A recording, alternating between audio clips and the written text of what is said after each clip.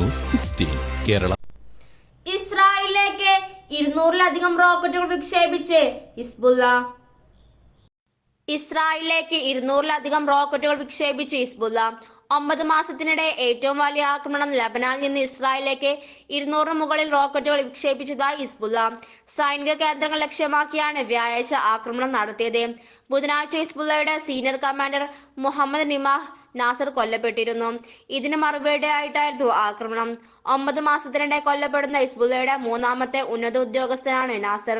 അധിനിവേശ Syrian Golan കുന്നുകൾ, അൽ ജലീലി മേഖല, സഫദ്, നഹാരിയ തുടങ്ങിയ പുതിയ കേന്ദ്രങ്ങളെ ഹിസ്ബുള്ള വ്യാഴാഴ്ച ആക്രമിച്ചു.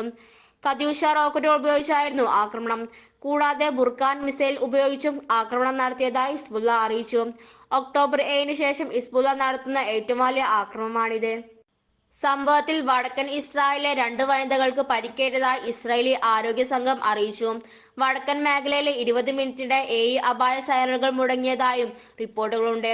ഹിസ്ബുള്ളയുടെ റോക്കറ്റുകൾ പലതും തടഞ്ഞതായി ഇസ്രായേൽ അറിയിച്ചു.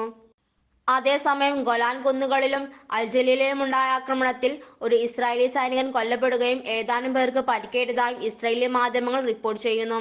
വടക്കൻ മേഖലയിൽ ഇസ്രായേൽ പരാജയപ്പെട്ടെന്നും മാധ്യമങ്ങൾ ചൂണ്ടിക്കാട്ടുന്നു. ഈ മേഖലയിൽ യുദ്ധം കാരണം നിരവധി പേരാണ് കുടിയൊഴിഞ്ഞു പോയത്. നിമാഹ് നാസറിനെ കൊലപ്പെടുത്തിയതിന്റെ പ്രത്യാക്രമണമായി കൂടുതൽ സ്ഥലങ്ങൾ ആക്രമിക്കുമെന്ന് ഹിസ്ബുള്ളയുടെ മുതിർന്ന കമാൻഡർ ഹാഷിം സഫീദ്ദീൻ പറഞ്ഞു. പ്രത്യാക്രമണങ്ങളുടെ പരമ്പര തുടരുകയാണ്. ശത്രുക്കൾ സങ്കല്പിക്കുക പോലും ചെയ്യാത്ത പുതിയ സ്ഥലങ്ങളെ ലക്ഷ്യമാക്കി ആക്രമണം തുടരും, സഫീദ്ദീൻ വ്യക്തമാക്കി. സഫീദ്ദീന്റെ മരണത്തിന് പിന്നാലെ ബുധനാഴ്ച ഇസ്രായേൽ സൈനിക കേന്ദ്രങ്ങൾക്ക് നേരെ 4 ആക്രമണങ്ങൾ ഹിസ്ബുള്ള നടത്തിയിരുന്നു. News 16 news desk. പക്ഷമില്ല, വിവേചനമില്ല. നേരിനൊപ്പം, നാടിനൊപ്പം, നാട്ടുകാർക്കൊപ്പം. News 16 Kerala channel.